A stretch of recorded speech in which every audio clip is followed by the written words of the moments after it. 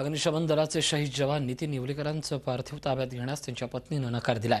जोपर्यंत सरकारी नोकरीत सामावून घेण्याची हमी आपल्याला मिळणार नाही तोपर्यंत पार्थिव ताब्यात घेणार नाहीत असं त्या म्हणाल्या। त्यामुळे शहीद जवान नितीन येवलेकरांचं पार्थिव पुन्हा भायखळ्याच्या मुख्यालयात हलवण्यात आलंय।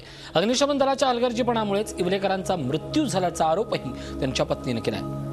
नितीन यांच्या पश्चात त्यांच्या मुलाच्या भविष्याचं काय होणार अशी चिंता आता त्यांच्या कुटुंबाला भेडसावते आहे। 2005 साली वडिलांच्या जागी ते फायर ब्रिगेडमध्ये भरती झाले।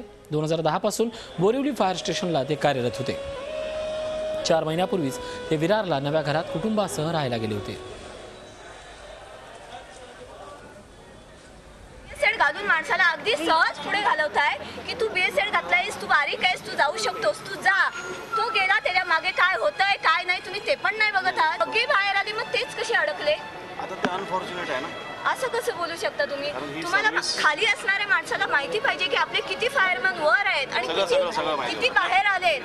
मग त्यातला एक फायरमन नाही आलेला आहे, मग का नाही आला तो? पहिल्यांदा त्याची आधी चौकशी का नाही झाली?